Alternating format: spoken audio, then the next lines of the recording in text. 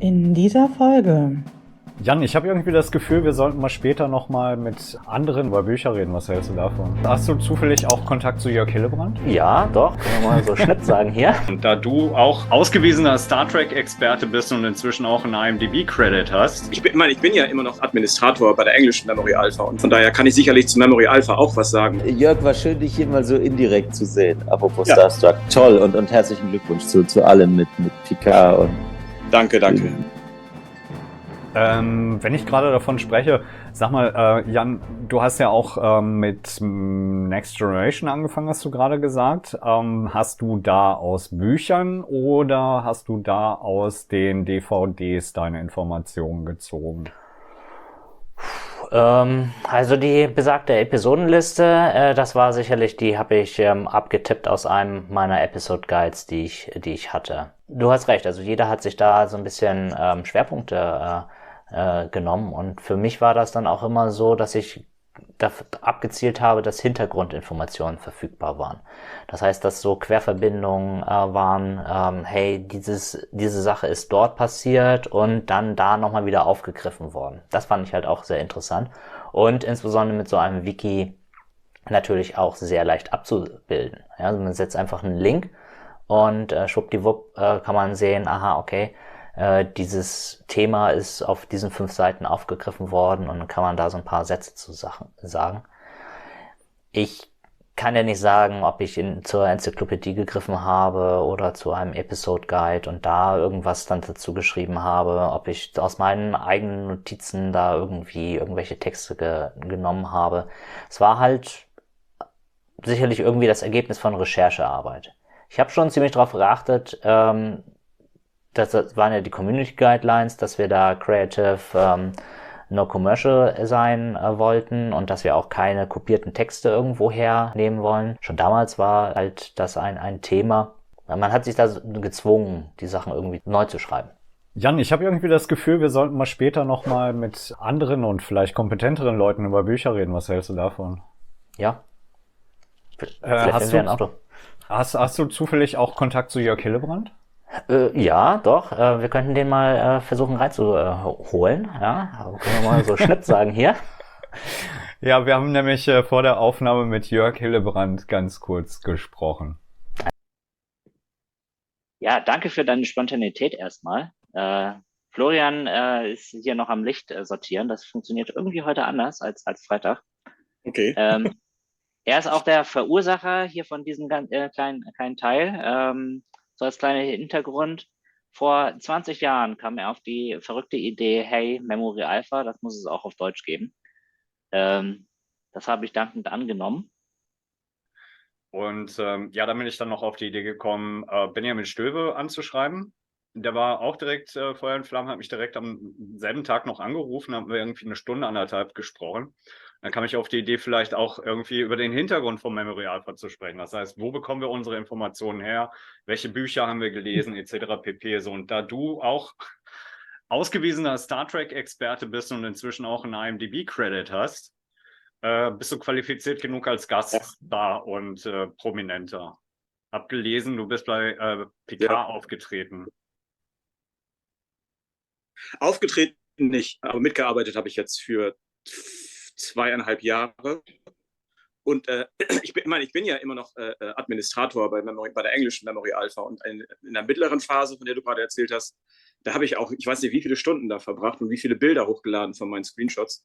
Von daher kann ich sicherlich zu Memory Alpha auch was sagen.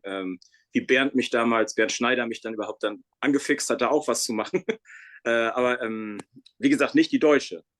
Da habe ich wirklich nichts, weil ich für mich Star Trek auch einfach Englisch ist. Ich selten, gar nicht auf Deutsch Star Trek gucke. Von daher, also das wäre dann wirklich mein Hintergrund dazu. Und ja gut, klar, jetzt bin ich von Dave Blass angesprochen worden, ob ich vor 2,5 Jahren, ob ich mitarbeiten möchte an Star Trek Picard. Und jetzt bin ich plötzlich, plötzlich, seit dann mein Name in den Credits aufgetaucht ist, bin ich irgendwie jetzt so mittendrin, habe ich den Eindruck. Hallo Benjamin. Hörst du uns? Ich kann euch hören. Hört ihr mich? Oh, ich höre dich auch. Sehr gut. Super, fantastisch. Hi. Entschuldigt bitte. Wir waren hier in die Arbeit vertieft. Ich habe ein bisschen vergessen, dass es schon nach 3 ist. Kein Problem, kein Problem. Ja, wir hatten gerade schon mit Jörg gesprochen und auf den Termin. Und zwar Jörg und Jan haben gesagt, so ungefähr in den Osterferien, habe ich das richtig verstanden? Wäre bei den 2 Kollegen Zeit. Benjamin, wie sieht's bei dir aus? Ja, wir müssen ja nicht alle am selben Tag können, oder? Also ich bin hier. Du bist hier, das ist gut. Ich bin auch hier. Nee, die Frage ist nur, ob du mit Jörg zusammen auch auf demselben Panel sitzen möchtest mit Jan und mir, dass wir das zu 4 machen, oder machen wir das zu 3 jeweils mit dem einen oder dem anderen? Ja, also wenn ihr das nicht von heute auf morgen sagt, dann glaube ich, finden wir da alle gut zusammen. Also zumindest ich kann mich dann gerne welcher Konstellation auch immer anschließen. Also, Genau, in den Ferien habe ich Zeit. Da bin ich auch nur zu Hause, von daher, da wäre das kein Problem. Da wünsche ich euch dafür Spaß dabei. Und ich klinge mich jetzt aus und wie gesagt, ich mache jetzt weiter mit den Riker sagt, let's get the hell out of here Tweets. Ich recherchiere noch ein bisschen. und ich gehe wieder an die Arbeit. Jörg, war schön, dich hier mal so indirekt direkt zu sehen. Apropos Ja. Starstruck. Toll und herzlichen Glückwunsch zu allem mit Picard und Danke, danke. wie du es jahrelang aushalten musstest, da so stillschweigend zuzuarbeiten und dabei zu sein. Kann ich Ich fand's- nachvollziehen und finde ich wundervoll. Ich fand es dass das- gerade gut. Ich habe Dave darum gebeten, bitte nicht vorher irgendwas zu sagen, bis dann der Ja. Name, ich wusste das schon vor 1,5 Jahren, dass der Name in die Credits kommt, weil ich so in Ruhe arbeiten kann. Und nur jetzt ist es ein bisschen anders geworden, aber danke dir auf jeden Fall. Macht total viel Spaß immer noch. Wo die Folgen jetzt auch noch laufen, Ja. schockt. Glaube ich, total toll. Dann bleiben wir alle in Kontakt und Ja. sehen uns irgendwann in den Osterferien. Richtig, wir sprechen. Perfekt. Super, bis dann. Dann macht's gut, Super. bis dann. Vielen Dank. Ciao. Lass uns doch nochmal über die Frühzeit sprechen, das heißt 2004, 2005. Wir hatten ja mit Dan und Harry gesprochen und die haben dann auch irgendwann gesagt, dieses Wiki, wir sind dann irgendwann weggegangen von dem Wiki, weil das macht auch so ein bisschen süchtig. Ich kann mich erinnern, 2004, 2005, ich war da mehr oder weniger täglich aktiv. Also die ersten 4 Wochen auf jeden Fall, die ersten 4 Monate so gut wie jeden Tag. Ich glaube, ich habe mal 1, 2 Tage ausgesetzt. Das fing dann morgens um, ich weiß es nicht mehr, 7 Uhr an.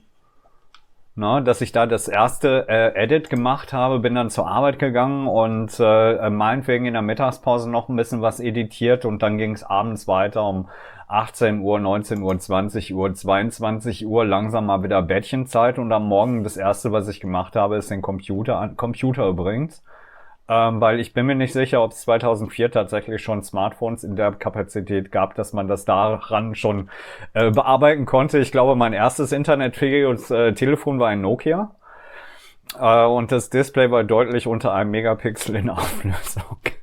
Ja, nee, definitiv. Das war alles hier computerbasiert. Also ich hatte auch diese vollkommen überpowerte Maschine unterm Schreibtisch stehen, einen gigantischen 17 Zoll Röhrenmonitor, der dann irgendwann mal ersetzt worden ist durch einen Flachbett-Monitor, dann kleiner, weil es war halt zu teuer.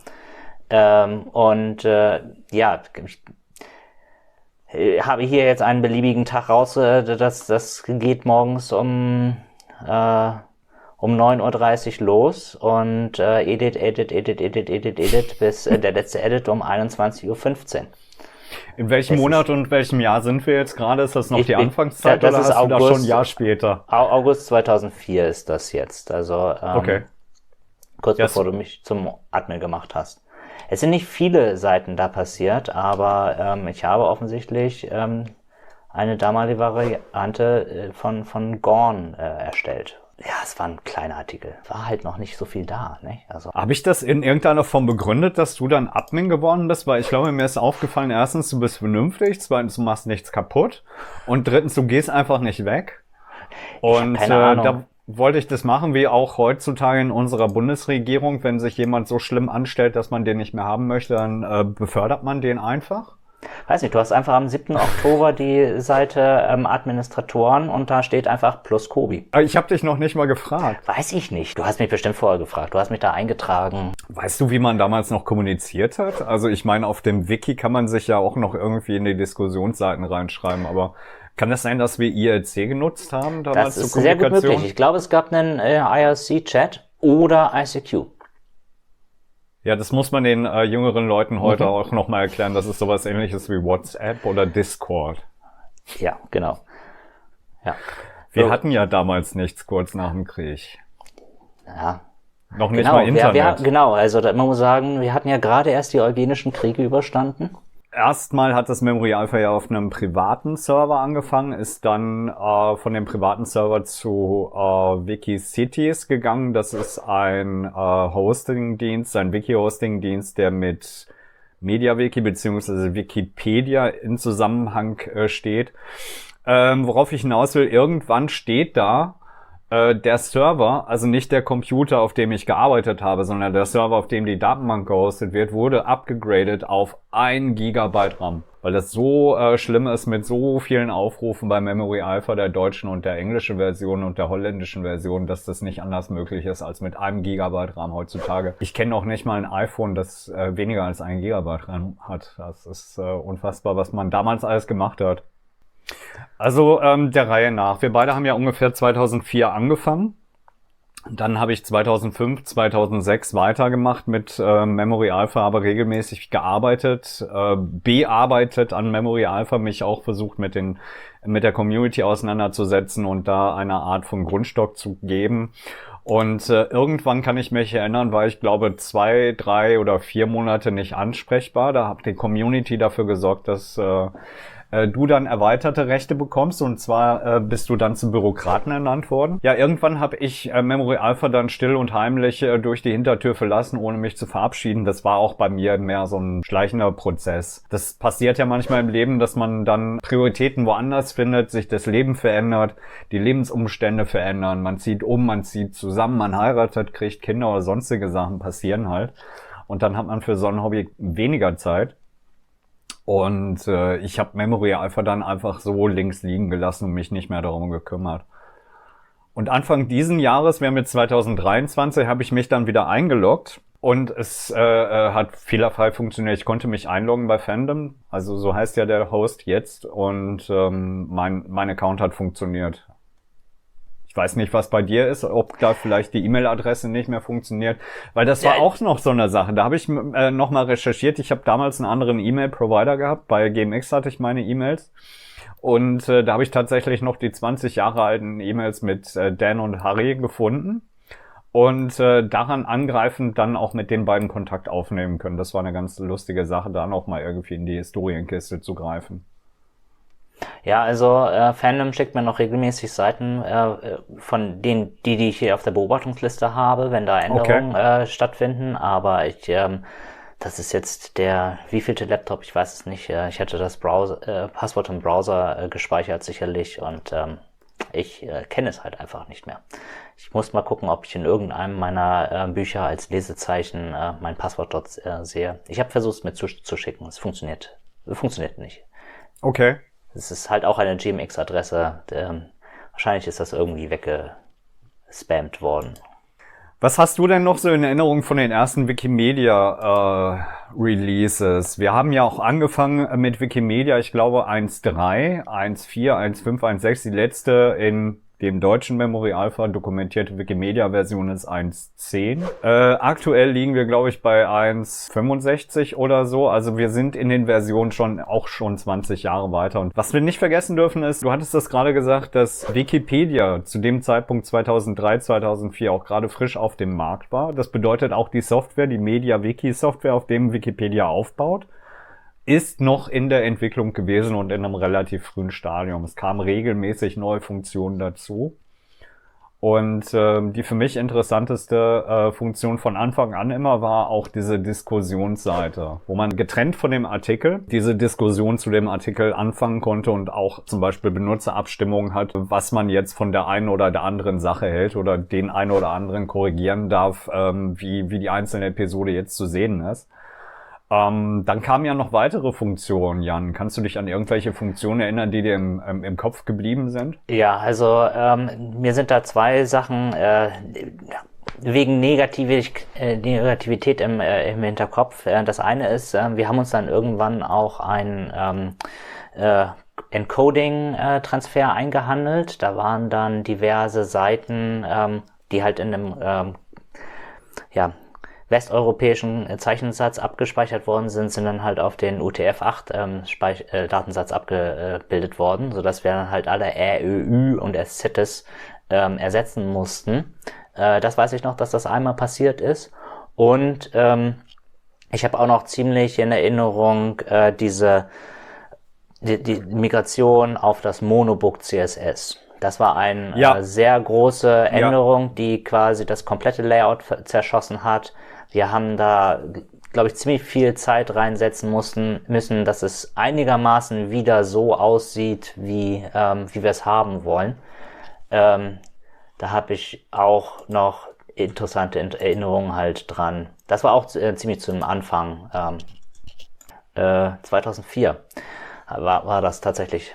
Ja, das ist ja auch noch am Anfang gewesen. Das ist also auch noch am Prinzip Anfang das gewesen. erste Jahr. Genau.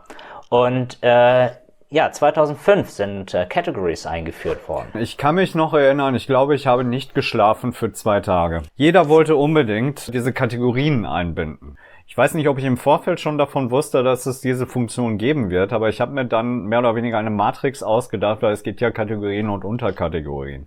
Eine Matrix ausgedacht, welche Kategorien Sinn machen. Keine Ahnung, Lebensform, Unterkategorie Andorianer zum Beispiel. So, und da hatte ich, glaube ich, sehr, sehr lange dran gesessen und war da sehr motiviert, etwas aufzubauen, um das der Community vorzuschlagen und darauf aufbauend dann halt irgendwie eine Diskussion anzufangen. Und während die Diskussion noch lief, fingen irgendwelche Leute wild an, Kategorien anzulegen und zu verlinken. Weißt du noch irgendwas davon oder musste ich dich da auch einbremsen? Das weiß ich nicht mehr, aber ich weiß auch noch, es war eine Katastrophe. Also es sind ja auch so einfache Probleme dann entstanden, wie ich mache jetzt eine Seite mit Außerirdischen oder eine Seite über Außerirdische. Wir hatten da Dubletten, die Hierarchien stimmten überhaupt nicht. Das war alles das war sicherlich Arbeit. Aber im Detail, ich glaube, schlaflose Nächte hat mir das zum Glück nicht bereitet, aber ja. Also wegen Memory Alpha hatte ich sehr selten schlaflose Nächte. Ich weiß nur, es ist mir im Gedächtnis geblieben, dass es damals sehr schnell sein musste, weil die Community ansonsten an mir vorbeizieht. Und du musst das sehen, dass hinter dir irgendwie 20 Rennpferde stehen und jedes rennt schneller als du und du versuchst, der Erste zu sein an der Ziellinie.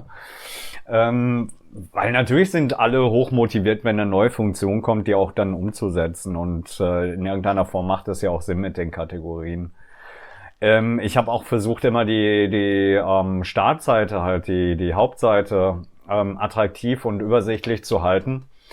Und habe mir dann jede Woche in irgendeiner Form auch mal ein Skript gebaut, dass ich die Serientermine, die damals im Fernsehen gelaufen sind, regelmäßig da reinsetze. Dann habe ich noch irgendwelche EPGs aus dem Internet gezogen, um zu wissen, was in 2-3 Wochen auf den einzelnen Sendern läuft, um die ganzen Bausteine, die auf der Hauptseite zu sehen sind, dann schon mal vorzubereiten, wenn die Woche dann kommt, dass es das Richtige angezeigt wird. Das ist auch, also ich glaube, irgendwann habe ich das aufgegeben oder abgegeben.